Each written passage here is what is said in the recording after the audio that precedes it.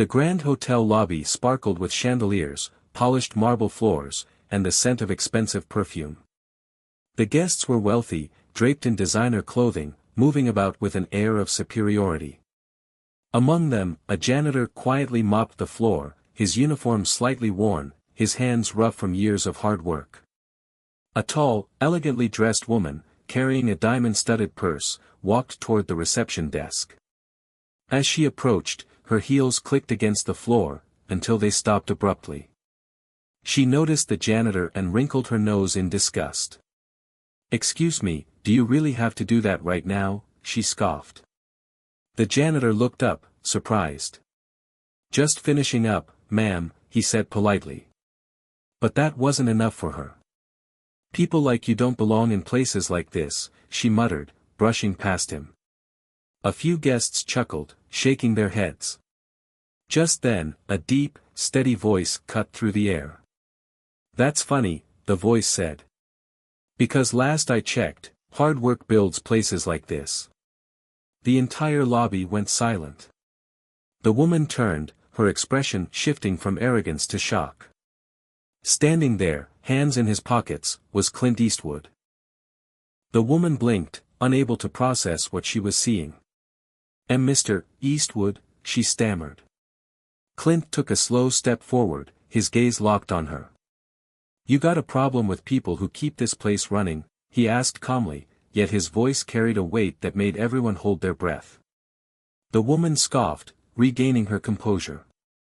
"I was just saying, this is a luxury hotel.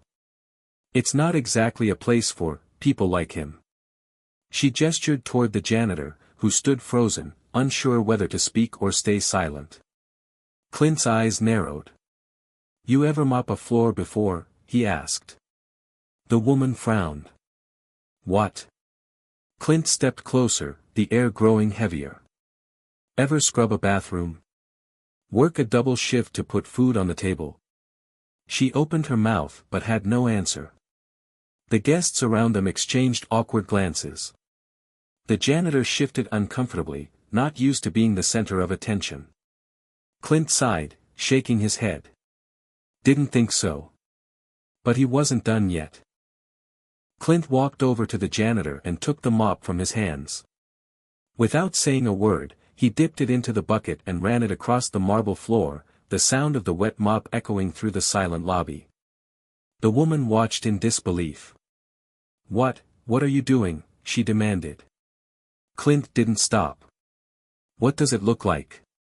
The janitor stepped forward nervously. "Sir, you don't have to," Clint held up a hand, stopping him.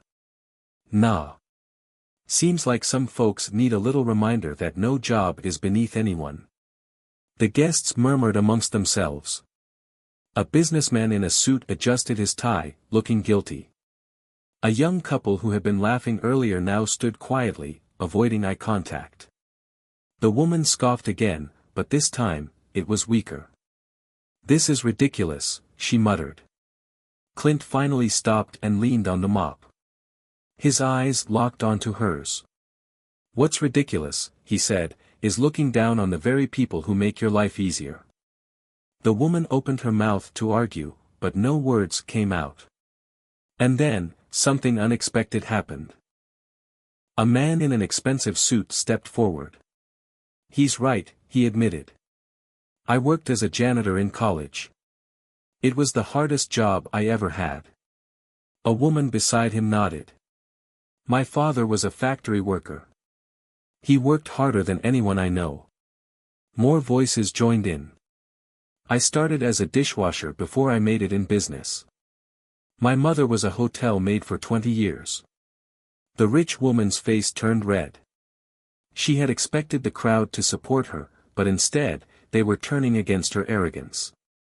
Clint smirked slightly, watching her confidence crumble. "Funny how that works, huh?" he said. She swallowed hard. I didn't mean any harm." Clint raised an eyebrow. "Didn't you?"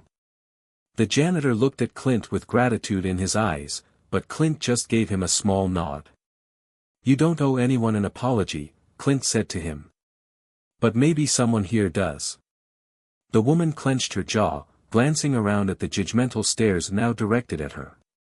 And then, after a long moment, she sighed and turned toward the janitor. I'm sorry, she mumbled. It was barely audible. Clint tilted his head. Didn't catch that. The woman cleared her throat, this time speaking louder.